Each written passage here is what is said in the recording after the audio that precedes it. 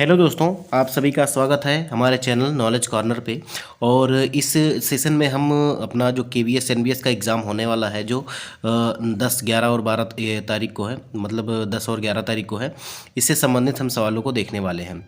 अब इसमें हमारा, आप सभी लोग जानते हैं कि टीयर 1 के लिए, चाहे वो प्राइमरी हो या टीजीटी हो, पीजीटी हो, मतलब किसी भी पोस्ट के लिए हो, हम मोटा मोटा ये कहना चाहते हैं कि किसी भी पोस्ट के लिए आपने जो है फॉर्म भरा हो या आपने अप्लाई किया हो, तो उसके लिए जो है टीयर 1 में सेम ही पेपर पैटर्न होने वाला है सभी के लिए, जिसमें आपका जीके जीएस हो गया, इसके अलावा आपका करंट अफेयर्स हो गए, बाकी मैथ और रीजनिंग हो गई, और कंप्यूटर के जो है सवाल हो गए, ये सभी आपको देखने को मिलेंगे।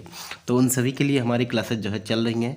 आप सभी लोग जानते हैं कि हमने जो है 2 क्लासेस के माध्यम से आपको लगभग जो है 110 प्रश्न आपके कंप्यूटर लिटरेसी से भी संबंधित करवा दिए थे। अगर आप लोगों ने उस वीडियो को नहीं देखा है तो उसको भी देखिएगा, उसका प्लेलिस्ट आपको इसी वीडियो के डिस्क्रिप्शन बॉक्स में मिल जाएगा। बाकी ये हमारी जीके जीएस की जो है दूसरी क्लास होने वाली है। हम 8 तारीख तक हमारा टारगेट है कि 8 से 9 तारीख के बीच में हम सारे के सारे आपके सिलेबस जो है ये ख़त्म कर देंगे, जिसमें हमारा जो है कंप्यूटर लिटरेसी और जीके जीएस रहने वाला है। जीके जीएस में मुख्यतः आपका हिस्ट्री, ज्योग्राफी, पॉलिटी, इकोनॉमिक्स, ये सारी चीज़ें होने वाली है, और जल्द ही हम इसको ख़त्म कर देंगे। ज़्यादा नहीं, ज़्यादा से ज़्यादा एक सब्जेक्ट से हम जो है 300 क्वेश्चन करने वाले हैं। जैसा कि हमने हिस्ट्री के 300, 250 से 300 क्वेश्चन किए, फिर हम पॉलिटी के करेंगे, फिर हम ज्योग्राफी की करेंगे। ऐसे करके आपका 3-4 क्लासेस के माध्यम से मैं सारा आपका जो है एक एक पोर्शन कवर करता हुआ चलूँगा। आपको अगर वीडियो पसंद आए तो आप वीडियो को लाइक करिएगा, और थोड़ा सा मोटिवेशन के लिए आप कमेंट भी करिएगा हमारे, क्योंकि जब आप थोड़ा सा कमेंट करते हैं, ठीक है, आपके कुछ सवाल हैं या सुझाव हैं तो उसको भी कमेंट बॉक्स में पूछ लिया कीजिए। हम कमेंट का जवाब देने में कोई कसर नहीं छोड़ते हैं, और आपके जो है हर कमेंट का जवाब आपको दिया जाता है।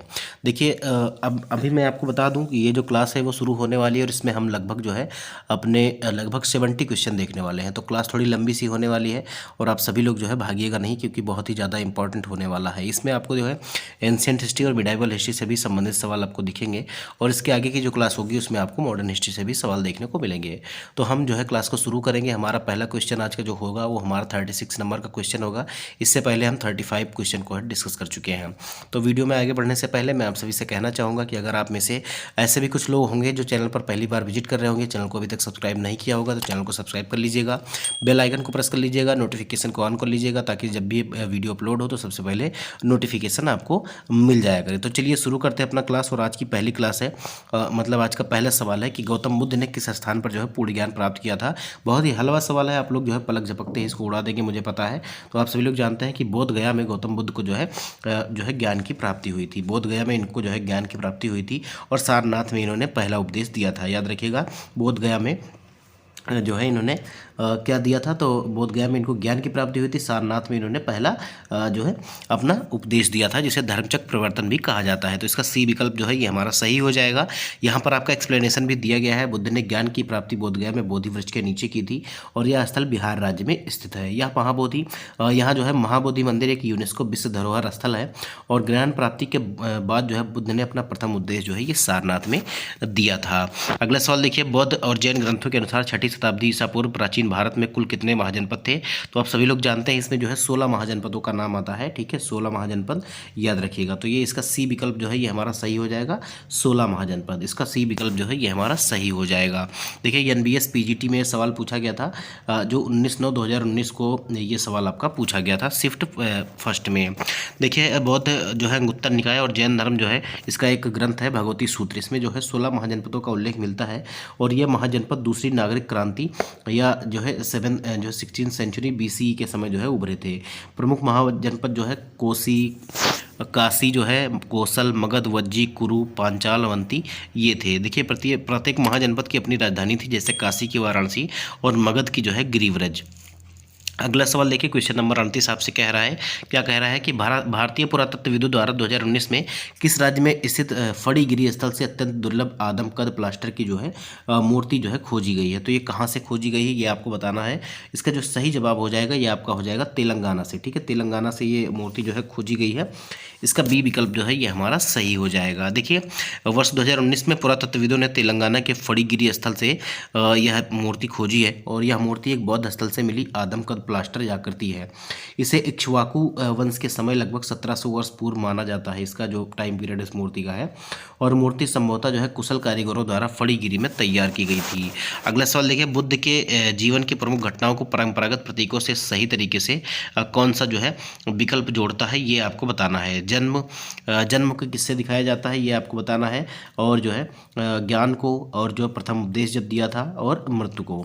तो देखिए जन्म को जो है बैल या सांड से दिखलाते हैं, ठीक है, बैल से दिखलाते हैं। और जो ज्ञान इनको जो प्राप्त हुआ उसको हम बोधि वृक्ष से दिखलाते हैं। और यहाँ पर कहा जा रहा है जो मृत्यु है इसको किससे दिखलाते हैं, तो मृत्यु को जो है स्तूप से दिखलाते हैं, ठीक है। बाकी जब इन्होंने पहला उपदेश दिया था उसे हम धर्मचक्र प्रवर्तन कहते हैं, तो उसको जो है व्हील से या चक्र से हम दर्शाते हैं, याद रखिएगा।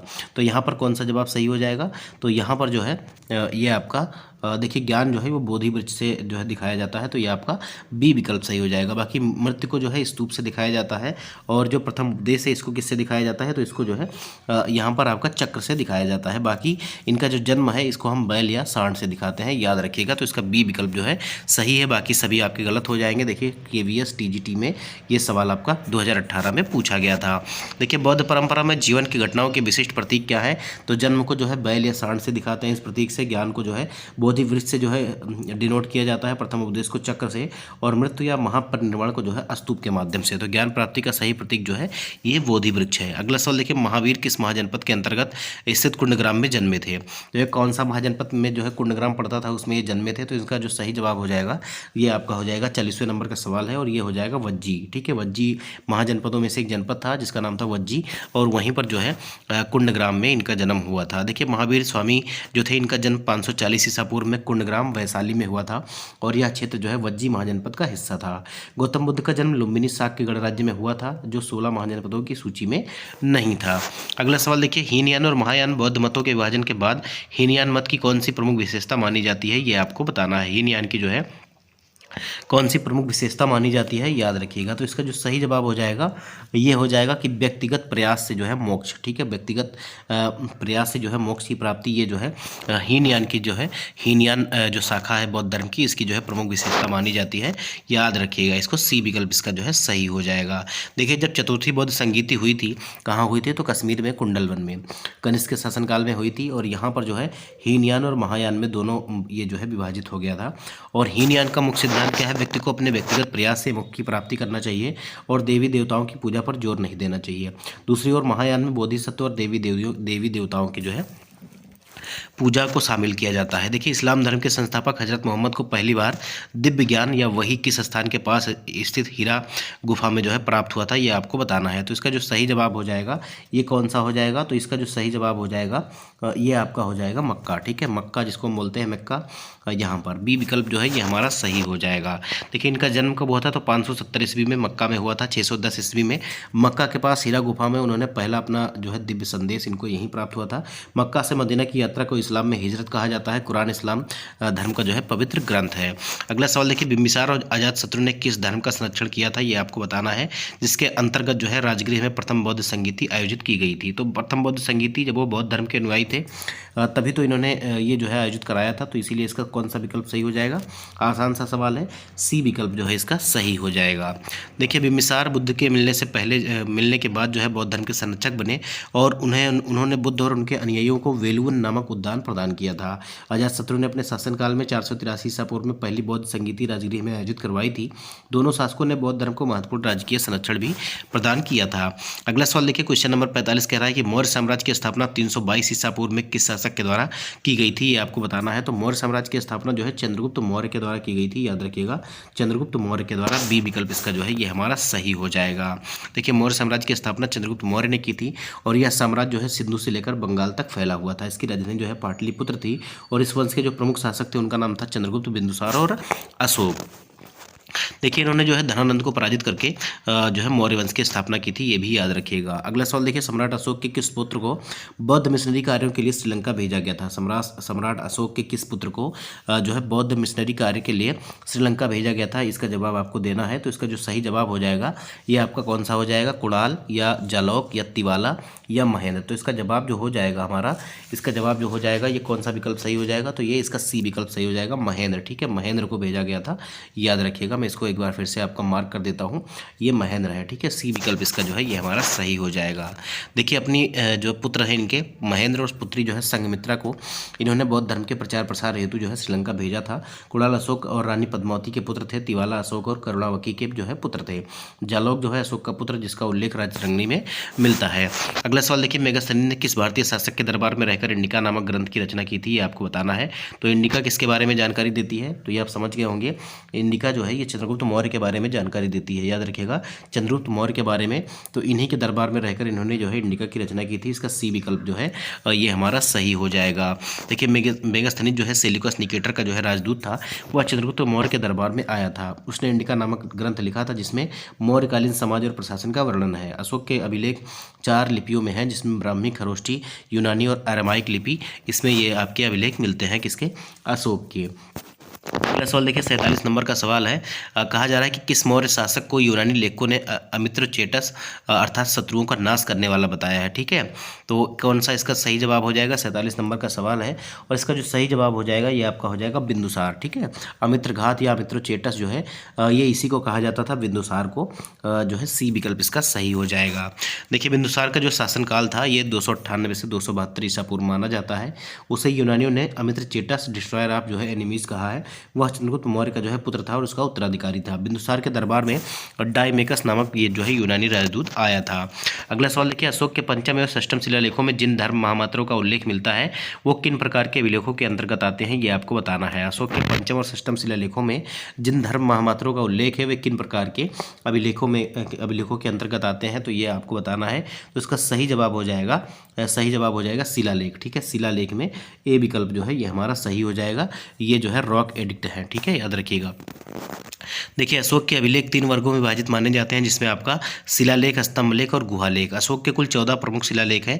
5वें और 6वें शिलालेख में धर्म महामात्रों के जो है कर्तव्य वर्णित हैं और अभिलेखों की खोज जो है 1750 ईस्वी में फैजलर ने शुरू की थी और पढ़ने में सफलता जो है 1837 ईस्वी में जो है जेम्स प्रिंसेप को पहली बार मिली थी। देखिए मेगास्थनीज ने वर्णित लकड़ी और मिट्टी के घरों, विशाल प्रकार तथा 570 मीनारों वाला नगर कौन सा है? ये आपको बताना है। मेगास्थनीज के द्वारा वर्णित जो है लकड़ी और मिट्टी के घरों, विशाल प्रकार तथा जो है 570 मीनारों वाला नगर कौन सा था? ये आपको बताना है। तो इसका जो सही जवाब हो जाएगा ये आपका हो जाएगा कौन सा? तो ये आपका हो जाएगा पाटलिपुत्र। ठीक है, पाटलिपुत्र हो जाएगा। सी विकल्प जो है ये हमारा सही हो जाएगा। देखिए मेगास्थनीज ने इंडिका में पाटलिपुत्र का विस्तृत वर्णन किया है और शहर के चारों ओर विशाल दीवारों से जो है ये शहर घिरा हुआ था। इसमें 570 मीनारें थी, 64 द्वार थे। पाटलिपुत्र की स्थापना उदयन ने की थी, जो अजातशत्रु का जो है उत्तराधिकारी था। अगला सवाल देखिए, अशोक महान का दादा कौन था जिसे भारत का प्रथम ऐतिहासिक सम्राट जो है माना जाता है? तो अशोक महान का दादा कौन था ये आपसे पूछ रहा है। तो अशोक महान का दादा जो है आप सभी लोग जानते हैं, जो मौर्य वंश का संस्थापक था चंद्रगुप्त मौर्य था और इसका पुत्र जो था बिंदुसार था और बिंदुसार का जो पिता था वो अशोक था।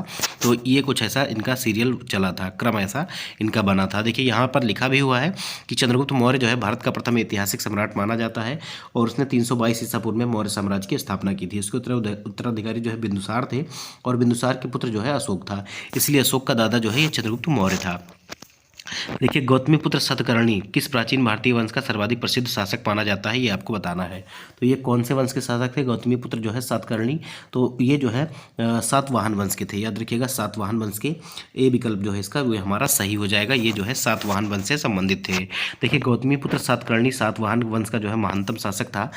इसे नासिक अभिलेख में एक ब्राह्मण और अद्वितीय ब्राह्मण जो है कहा गया है। सातवाहन वंश का जो संस्थापक था ये सिमुक था। अगर आप ये सवाल देखेंगे तो मैंने पहले ही आपको आपको जो यूपीपीएससी की घटना चक्र पूर्वावलोकन की बुक हम आपको सॉल्व करा रहे हैं, उसमें भी ये हम सारे सवाल आपको करवा चुके हैं। तो अगर आप लोगों ने इसको नहीं देखा है तो उसको देख लीजिएगा, उसमें बहुत सारे सवाल आपको डीपली देखने को मिल जाएंगे। देखिए राजधानी इसकी क्या है, तो इसकी राजधानी जो है प्रतिष्ठान या पैठन थी, महाराष्ट्र थी, और इस वंश को जो है आंध्र भी कहा जाता था।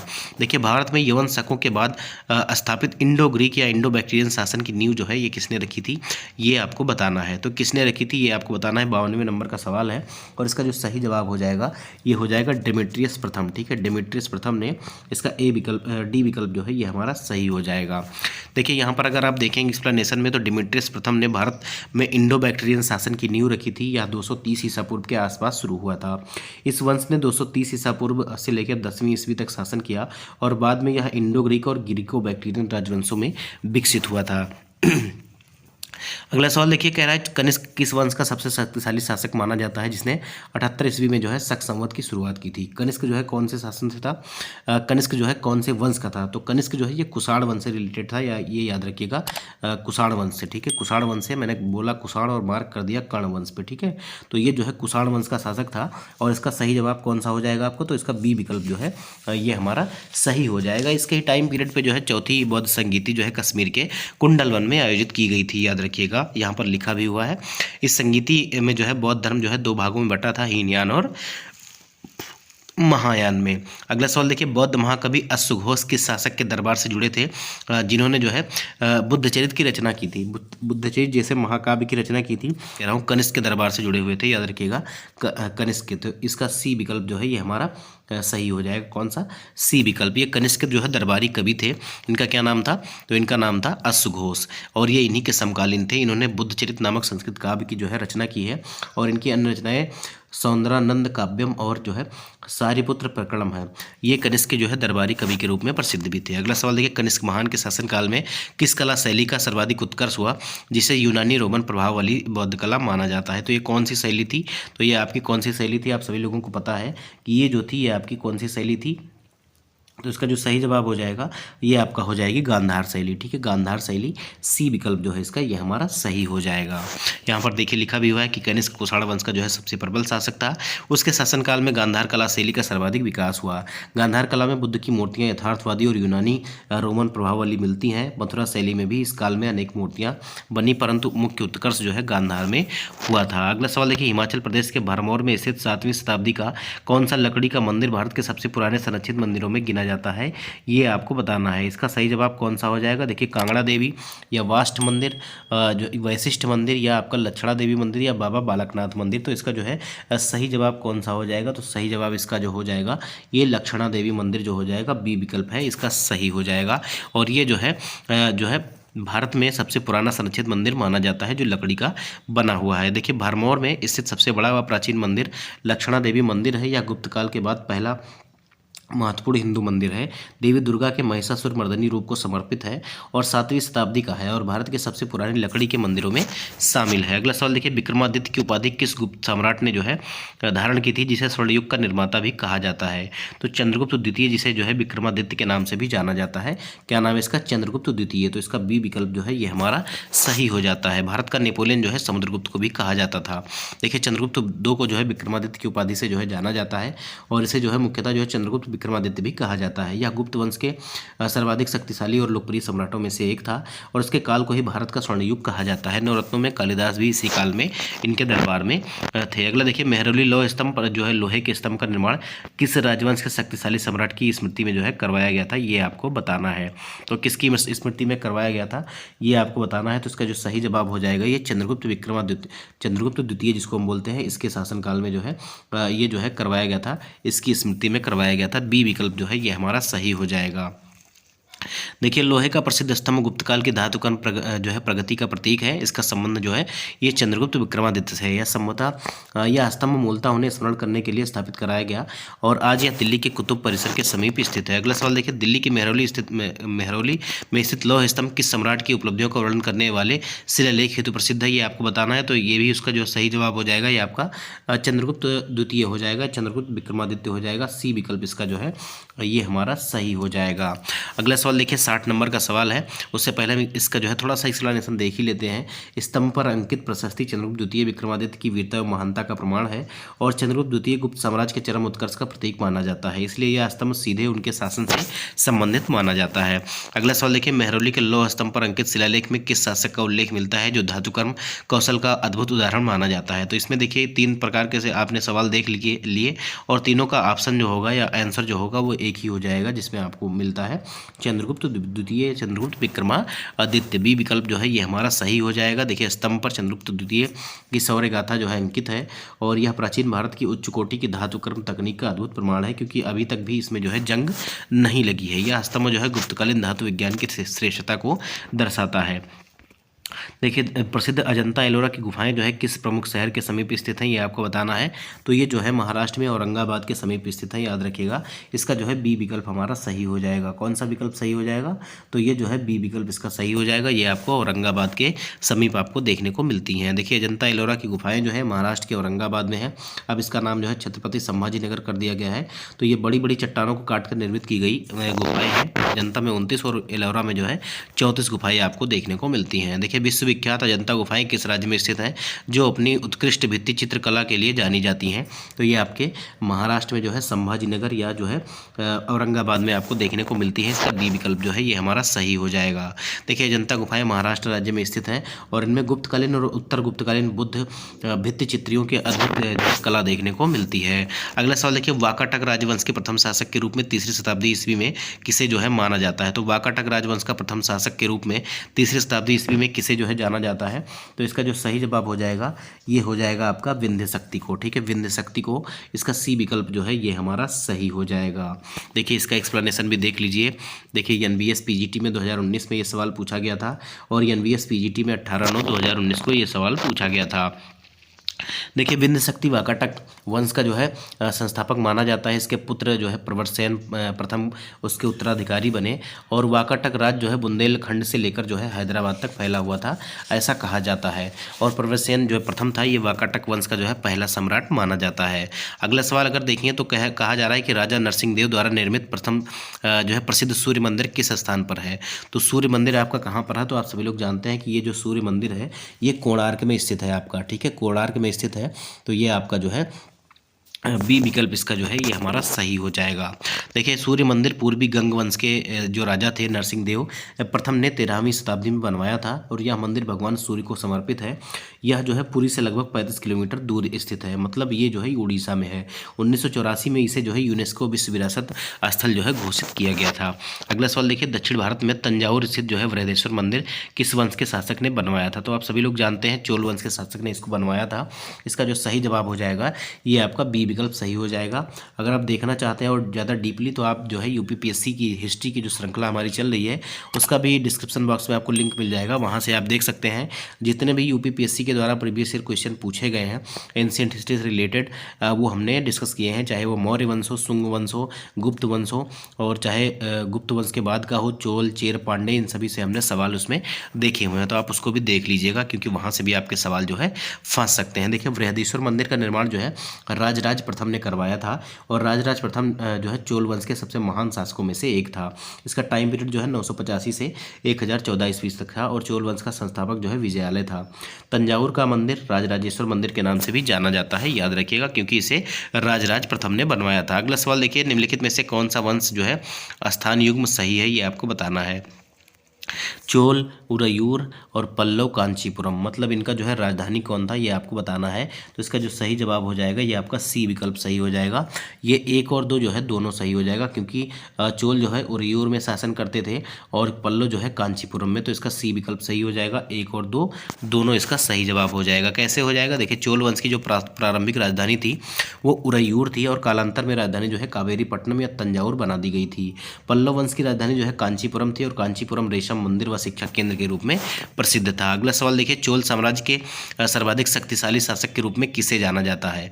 चोल साम्राज्य के सर्वाधिक शक्तिशाली शासक के रूप में जो है किसे जाना जाता है? तो ये किसे जाना जाता है ये आपको बताना है। तो इसका जो सही जवाब हो जाएगा ये आपका हो जाएगा राजराज प्रथम। ठीक है, राजराज प्रथम बी विकल्प जो है इसका ये हमारा सही हो जाएगा। देखिए, राजराज प्रथम का टाइम पीरियड कब से कब तक था? पहले भी मैंने आपको अभी दिखाया, 985 से लेकर 1014 ईस्वी तक चोलों का सबसे शक्तिशाली शासक इसे ही माना जाता है। इन्होंने दक्षिण भारत, श्रीलंका और कलिंग तक जो है विजय प्राप्त की थी। विजयालय चोल वंश का संस्थापक था, जबकि राजराज प्रथम सर्वाधिक विस्तार का जो है उत्तरदायी था। कला व धर्म संरक्षण में भी अत्यंत प्रभावशाली थे ये चोल शासक। अगला सवाल देखिए, अपनी प्राचीन गुफाओं और भव्य मूर्तियों के लिए प्रसिद्ध घारापुरी द्वीप किस स्थान के निकट स्थित है ये आपको बताना है। घारापुरी जो द्वीप है ये आपका किस स्थान के निकट है ये आपको बताना है। तो ये जो है मुंबई कोस्ट के निकट है या मुंबई तट के निकट है। ये विकल्प जो है इसका ये हमारा सही हो जाएगा। देखिए, घारापुरी एलिफेंटा जो है ये मुंबई द्वीप के तट के पास, आपका मुंबई तट के पास जो है ये अवस्थित है, ये आपको बताना है। और यहाँ कुल 7 प्रमुख गुफाएं हैं। हाथी के आकार के चट्टान मिलने पर पुर्तगालियों ने इसे जो है एलिफेंटा नाम दिया था। और गुफाएं जो है मुख्यतः हिंदू धर्म से संबंधित है। आपको बताना है कि मुंबई जो है ये कौन से द्वीप पर बसा हुआ है, ये आपको बताना है। मुंबई जो है ये कौन से द्वीप पर बसा है ये आपका होमवर्क है, आप इसको जरूर बताइएगा।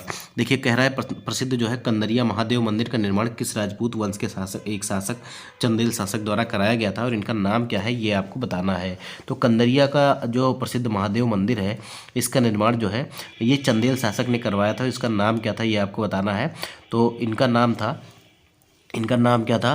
तो इनका नाम था जो है धंगदेव। ठीक है, धंगदेव ने करवाया था। अब यहाँ से आपसे वंश ही पूछ रहा है, तो यहाँ पर पहले ही बता दिया है इसने चंदेल शासक, तो वंश क्यों पूछा मुझे यही नहीं समझ में आ रहा है। तो इसका जो है डी विकल्प आपका सही हो जाएगा। ठीक है, चंदेल के द्वारा कराया गया था। इनका नाम क्या था चंदेल शासक का? धंगदेव ने जो है 1025 से 1050 ईस्वी के बीच बनवाया था। और यह मंदिर जो है भगवान शिव को समर्पित है और यह मध्य प्रदेश में स्थित है और ये अपनी कलात्मक सौंदर्य के लिए आपको प्रसिद्ध माना जाता है, अपनी कलात्मक सौंदर्यता के लिए।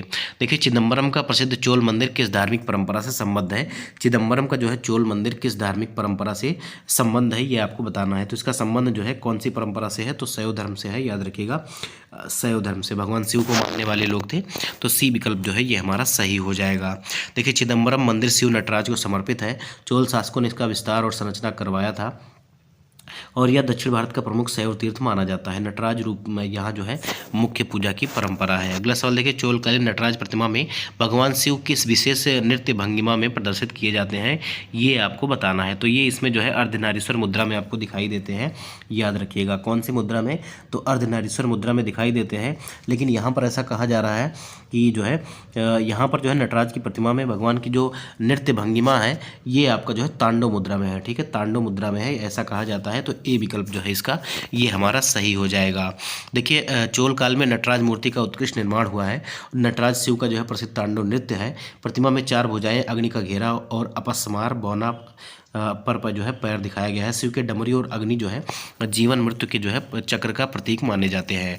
अगला सवाल देखिए, राजराज चोल द्वारा निर्मित तंजावुर स्थित प्रसिद्ध मंदिर किस देवता को समर्पित है ये आपको बताना है। जो तंजावुर का मंदिर है जिसे हम राजराजेश्वर मंदिर भी कहते हैं, ये जो है किस देवता के लिए है और किस देवता को समर्पित है ये आपको बताना है। तो ये जो है भगवान शिव को जो है समर्पित है। सी विकल्प जो है ये हमारा सही हो जाएगा। देखिए, राजराज प्रथम ने चोल जो है शासक थे और ये शैव मत के अनुयायी थे। उन्होंने तंजावुर में जो है राजराजेश्वर या बृहदेश्वर मंदिर का निर्माण करवाया था। दीवारों पर अनेक मूर्तियों और नक्काशियों का उत्कीर्णन देखा जाता है। यह दक्षिण भारत की द्रविड़ शैली का जो है उत्कृष्ट उदाहरण है। अगला सवाल देखिए, 73 नंबर का सवाल है कि चालुक्य साम्राज्य की प्रथम राजधानी कौन सी थी? चालुक्य साम्राज्य की जो है प्रथम राजधानी कौन सी थी जहां से इस वंश का जो है आरंभ हुआ था? इसका जो सही जवाब हो जाएगा ये आपका हो जाएगा कौन सा? बादामी। ठीक है, बादामी हो जाएगा, याद रखिएगा। तो इसका बी विकल्प जो है ये हमारा सही हो जाएगा। देखिए, 74 नंबर का सवाल क्या कह रहा है, उससे पहले हम इसका थोड़ा सा एक्सप्लेनेशन देखेंगे।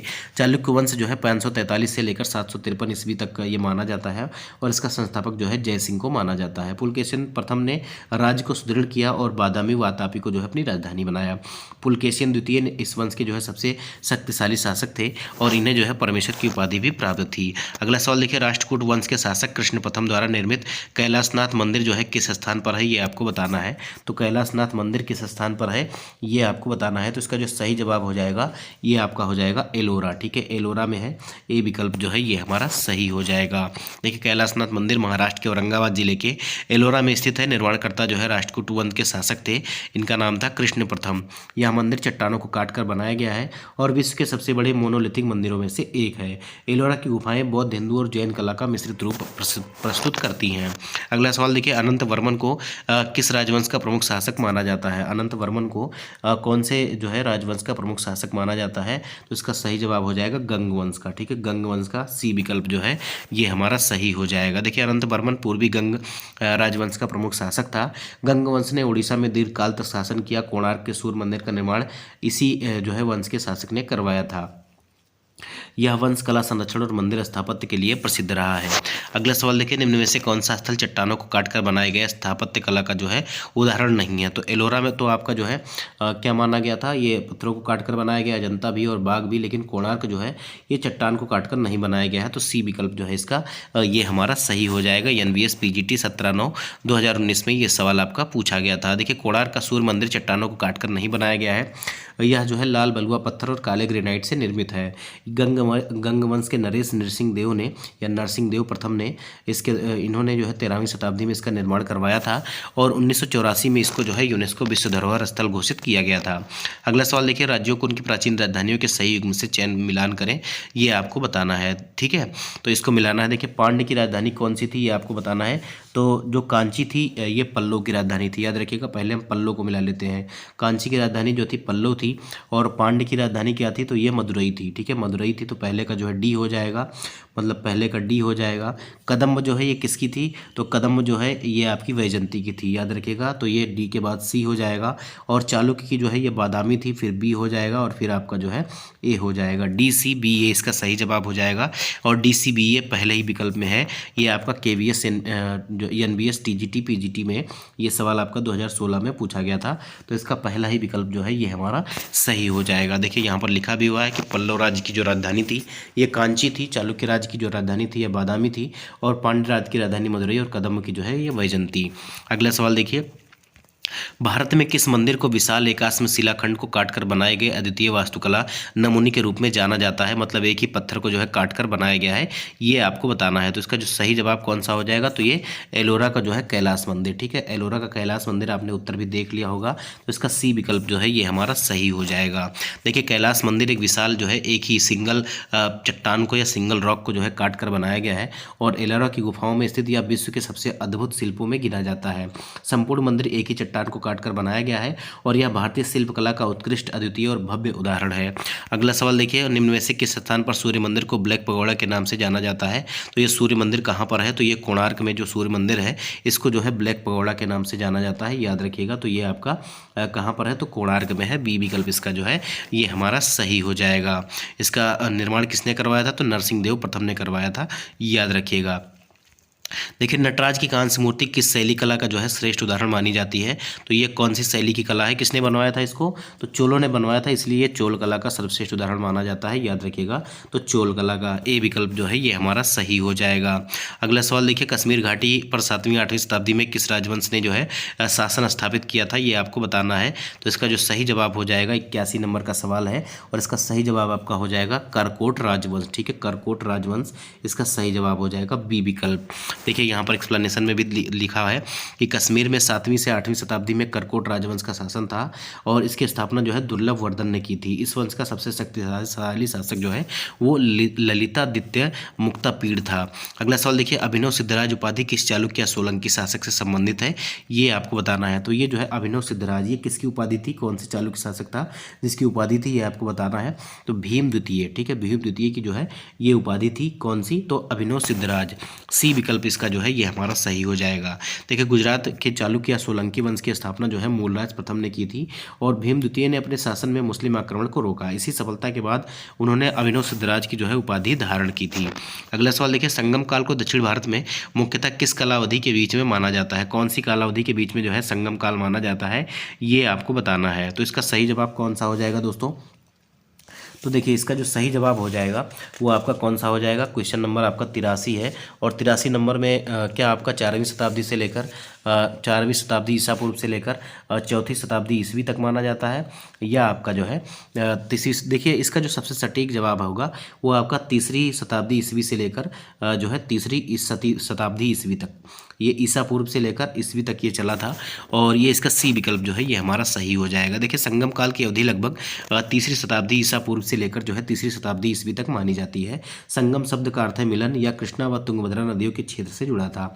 इसमें चोल, पांड्य, चेर राजवंशों की संस्कृति एवं साहित्य शामिल है। अब देखिए कभी कभी सवाल ये दे देता है कि संगम काल में जो है कौन कौन से वंशों का जो है उल्लेख होता है, तो ये चोल, पांड्य और चेर 3 राजवंश हैं जिनके बारे में इसमें जानकारी मिलती है। नेक्स्ट सवाल देखिए, भारत के प्राचीन मूल निवासियों में किनको दक्षिण का मूल समुदाय माना जाता है? किनको जो है दक्षिण का मूल समुदाय माना जाता है? तो ये द्रविडियन को माना जाता है, याद रखिएगा द्राविड को। सी विकल्प जो है ये हमारा सही हो जाएगा। देखिए द्रविड़ भारत के प्राचीन मूल निवासी माने जाते हैं। इनकी भाषा समूह में तमिल, तेलुगु, कन्नड़, मलयालम शामिल है और इनका केंद्र जो है ये दक्षिण भारत रहा है। अगला सवाल देखेंगे कौन से नंबर का सवाल है? 86 नंबर का सवाल है कि राजा जयपाल और महमूद गजनवी के मध्य पेशावर के युद्ध में जयपाल की पराजय किस वर्ष हुई थी, ये आपको बताना है। तो जयपाल की पराजय जो है ये कौन से वर्ष में हुई थी? तो इनकी पराजय जो है 1001 ईस्वी में हुई थी। 1001 ईस्वी में, इसका बी विकल्प जो है ये हमारा सही हो जाएगा। देखिए पेशावर का युद्ध जो है ये 1001 ईस्वी में हुआ था और जयपाल को पराजित कर गजनी ने उसे जो है बंदी बना लिया था। अपमान के कारण जयपाल ने बाद में जो है आत्मदाह कर लिया था। अगला सवाल देखिए, मोहम्मद गौरी और किस भारतीय शासक के प्रथम तराइन युद्ध लड़ा गया था? मतलब जो पहला तराइन युद्ध था ये जो है किस शासक के बीच में लड़ा गया था? तो आप सभी लोग जानते हैं ये जो है मोहम्मद गौरी और पृथ्वीराज चौहान के बीच में लड़ा गया था और पहले जो तराइन का पहला युद्ध था इसमें जो है मोहम्मद गौरी जो है पराजित हो गया था। कब लड़ा गया था? तो 1191 ईस्वी में। इसमें पृथ्वीराज चौहान ने गौरी को कड़ी पराजय दी थी और यह भारत इस्लामिक संघर्षों का महत्वपूर्ण मोड़ था। अगला सवाल देखिए, महमूद गजनी के भारत पर प्रारंभिक आक्रमण का मुख्य उद्देश्य क्या माना जाता है? तो इसका उद्देश्य जो माना जाता है, देखिए कौन सा माना जाता है? व्यापारिक मार्गों का विस्तार करना या जो है भारतीय राज्यों पर अस्थायी शासन स्थापित करना। तो देखिए ये सबसे पहले जो है शासन स्थापित करने नहीं आया था, न व्यापारिक मार्गों का विस्तार करने आया था। ये केवल और केवल जो है धन संपत्ति को लूटने आया था। याद रखिएगा धन संपत्ति को लूटने आया था। बी विकल्प इसका सही हो जाएगा। देखिए 998 से लेकर 1030 तक जो है इसने जो है शासन किया और भारत पर कुल 17 बार इसने आक्रमण किया। इसका मुख्य उद्देश्य जो था ये भारत की संपत्ति को लूटना था और 1001 ईस्वी में पेशावर के युद्ध में उसने जयपाल को पराजित किया था। देखिए अगला सवाल कह रहा है कि इब्न बतूता दिल्ली की सुरक्षा प्राचीर का कौन सा द्वार सर्वश्रेष्ठ बताता है? तो कौन सा जो है सबसे प्राचीर द्वार ये बताते हैं सर्वश्रेष्ठ कौन सा था? तो पहले ही सवाल में हमने देखा था अभी जब जो है मॉडर्न हिस्ट्री मिडाइवल हिस्ट्री हमारी शुरू हुई, ये था आपका कौन सा? बदायूं दरवाज़ा। ठीक है, बदायूं दरवाज़ा ये आपका बी विकल्प जो है ये हमारा सही हो जाएगा। देखिए KBS PRT 2018 में ये सवाल आपका पूछा गया था और इब्न बतूता ने दिल्ली पहुंचकर बदायूं दरवाज़ा का सबसे उत्तम बताया इन्होंने और उसकी यात्रा वृत्त रेहला भारतीय समाज पर जो है महत्वपूर्ण जानकारी देती है और यह जो है मूलतः मोरक्का का निवासी था। तो यहाँ पर अगर हम देखेंगे तो एक बार अगर हम देखेंगे दिल्ली नगर का सर्वश्रेष्ठ द्वार जो है किसको इसने बताया? तो दिल्ली गेट को बताया। लेकिन अगर सुरक्षा की प्राचीर की बात की जाए तो इसने जो है सुरक्षा प्राचीर को जो है बदायूं दरवाज़ा जो इसने बताया था। तो ये अलग अलग सवाल जो है KBS PRT में पूछा गया था। दोनों सवालों के जो है दोनों जवाब अलग अलग दिए गए थे। तो इसको आप थोड़ा सा आप भी देखिएगा और मैं भी इसको चेक कर लूँगा कि क्या ये सही है या गलत है। देखिए दिल्ली सल्तनत के राजवंशों का सही कालक्रम कौन सा है ये आपको बताना है। दिल्ली जो है सल्तनत के राजवंशों का सही कालानुक्रम कौन सा है ये आपको बताना है। तो इसमें देखिए NBS TGT PGT में आपका पूछा गया है। तो इसमें इसका जो सही क्रम हो जाएगा सबसे पहले गुलाम वंश हो जाएगा और उसके बाद जो है आपका खिलजी वंश हो जाएगा। देखिए GK TSL से मैंने शॉर्टकट में आपको बताया था कि याद कर लीजिएगा, GK TSL गुलाम, खिलजी और इसके बाद तुगलक, फिर सैयद और लोदी। तो इस तरह से आप लोग याद कर सकते हैं। तो सबसे पहले कौन सा आ जाएगा? गुलाम वंश। तो सबसे पहले जो है 2 आ जाएगा और 2 केवल किस में दिया गया है? बी में में दिया गया है, बी में नहीं और सी में नहीं, तो दो या तो ए हो जाएगा या तो डी हो जाएगा। दो के बाद आपका गुलाम के बाद आपका खिलजी आएगा, तो खिलजी आपका एक में है, तो दो एक आपका देखिए दोनों में अभी दिया गया है। उसके बाद कौन सा आ जाएगा, तो उसके बाद तुगलक आ जाएगा, तो दो एक जो है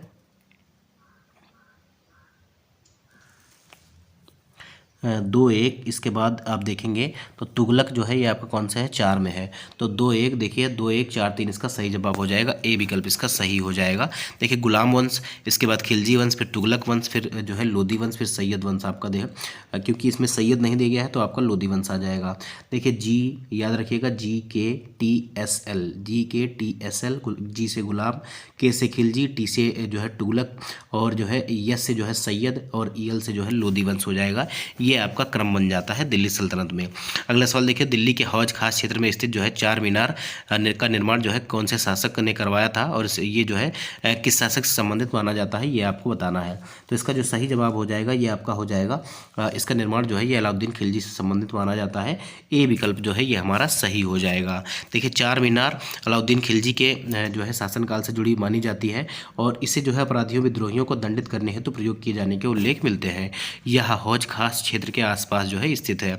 अगला सवाल देखिए 92 नंबर का सवाल है कि दिल्ली सल्तनत की स्थापना से लेकर खिलजी वंश के उदय तक शासन क्रम में निम्न में से कौन सा जो है युग्म सही है, ये आपको बताना है। तो मैंने कहा था कि गुलाम वंश, इसके बाद जो है आपका तुगलक वंश, फिर खिलजी वंश, जी के बाद गुलाम के बाद खिलजी, फिर तुगलक, फिर आपका सैयद और फिर लोधी। तो यहाँ पर देखिए गुलाम और फिर खिलजी, ठीक है, गुलाम और फिर खिलजी, तो ये आपका बी विकल्प जो है ये हमारा सही हो जाएगा। देखिए दिल्ली सल्तनत का प्रारंभ जो है 1206 ईस्वी से गुलाम वंश से हुआ था, और इसके शासन के बाद में खिलजी, तुगलक, सैयद और लोधी वंश थे, इसीलिए जो है खिलजी वंश से पहले जो है गुलाम वंश आता है। अगला सवाल देखिए, कहा जा रहा है कि दिल्ली सल्तनत के 5 वंशों के क्रम में खिलजी वंश के तुरंत बाद कौन सा वंश आया था। तो देखिए GKTSL मैंने बताया था, तो खिलजी के बाद आपका जो है तुगलक वंश आया था। ऐसे आप आसानी से याद कर सकते हैं और क्वेश्चन को आप आसानी से एलिमिनेट कर सकते हैं, तो ए विकल्प इसका जो है ये हमारा सही हो जाएगा। अगला सवाल देखिए, किस सुल्तान ने अपनी महत्वाकांक्षी योजना के तहत राजधानी दिल्ली में से जो है देवगिरी स्थानांतरित कर दी थी, ठीक है, तो किसने जो अपनी राजधानी को जो है दिल्ली से देवगिरी स्थानांतरित कर दिया था। तो इसका जो सही जवाब हो जाएगा, 92 नंबर का सवाल नहीं है, ये 94 नंबर का सवाल है। देखिए 94 नंबर का जो सही जवाब हो जाएगा, दिल्ली से दौलताबाद ले गया था, देवगिरी ले गया था, तो ये कौन ले गया था, ये आपको बताना है। तो सी विकल्प जो है मोहम्मद बिन तुगलक इसका सही जवाब हो जाएगा। सी विकल्प मोहम्मद बिन तुगलक आपका सही हो जाएगा। देखिए मोहम्मद बिन तुगलक ने प्रशासनिक सुधारों के तहत जो है राजधानी को दिल्ली से देवगिरी, और देवगिरी का नाम इसने बदल दिया था, दौलताबाद कर दिया था, यहाँ पर इसने जो है स्थानांतरित कर दिया था, और यह निर्णय जो है सफल नहीं हुआ, और बाद में राजधानी वापस दिल्ली लाई गई थी। कि NBS PGT 18/9/2019 में ये सवाल आपका पूछा गया था। अगला सवाल देखिए कि 12वीं शताब्दी के अंतिम दशक में निर्मित जो है कुव्वतुल इस्लाम मस्जिद और मीनार शहर की जो है प्रथम सामूहिक मस्जिद थी। कौन सा ये जो है कौन से शहर की मस्जिद थी, और किसके जो है ये आपका बनाया गया था। तो ये जो है किसके शासनकाल में ये सब बना हुआ था, तो ये जो है लाहौर, ये जो है दिल्ली के सुल्तानों ने बनवाया था, ये याद रखिएगा, दिल्ली के सुल्तान। तो ये जो है अगर हम सही से देखें तो 12वीं शताब्दी के अंतिम दशक में निर्मित कुव्वतुल इस्लाम मस्जिद और मीनार जो है दिल्ली के सुल्तान शहर की जो है प्रथम सामूहिक मस्जिद थी, याद रखिएगा। ये जो है दिल्ली के सुल्तान नहीं होना चाहिए, ये दिल्ली सल्तनत होना चाहिए, याद रखिएगा, दिल्ली सल्तनत होना चाहिए, क्योंकि दिल्ली के सुल्तान क्या होगा, दिल्ली सल्तनत की शहर की जो है ये पहली जो है सामूहिक मस्जिद थी, ऐसा कहा जाएगा। तो बी विकल्प इसका आप लोग दिल्ली सल्तनत कर लीजिएगा, सुल्तान मत कर लीजिएगा, ठीक है। देखिए कुतुबुद्दीन ऐबक ने दिल्ली में कुव्वतुल इस्लाम मस्जिद का निर्माण करवाया था, और यह भारत की जो है प्रथम तुर्की मस्जिद मानी जाती है, तथा पृथ्वीराज चौहान की पराजय के पश्चात इसकी स्थापना हुई थी। मस्जिद की खास विशेषता इसका विशाल मक्का सूरा और इसके साथ जुड़ा कुतुब मीनार परिसर है। अगला सवाल देखिए, अलाउद्दीन के शाही दरबार को इस महान कवि ने नवाजा, तो कौन था महान कवि, ये आपको बताना है। 96 नंबर का सवाल है, इसका जो सही जवाब हो जाएगा ये आपका हो जाएगा जो है अमीर खुसरो, ठीक है, अमीर खुसरो। सी विकल्प जो है ये हमारा सही हो जाएगा। देखिए अमीर खुसरो हिंदी खड़ी बोली के जनक तथा प्रसिद्ध कवि संगीतकार थे। इन्होंने अलाउद्दीन खिलजी के साथ साथ जो है 7 सुल्तानों का शासनकाल देखा था।